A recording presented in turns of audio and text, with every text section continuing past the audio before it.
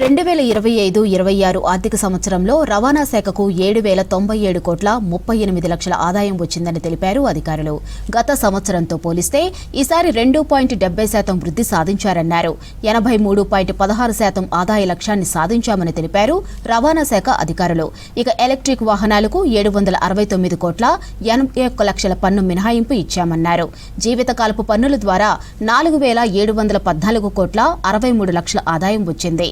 త్రైమాసిక పన్నుల ద్వారా 961 కోట్లు, గ్రీన్ ట్యాక్స్ ద్వారా 78 కోట్ల 35 లక్షలు, ఫీజులు సర్వీస్ ఛార్జీల ద్వారా 820 కోట్లు, తనిఖీల ద్వారా 212 కోట్లు, చలాన్ల ద్వారా 310 కోట్ల రూపాయలు వచ్చిందని తెలిపారు రవాణా శాఖ అధికారులు.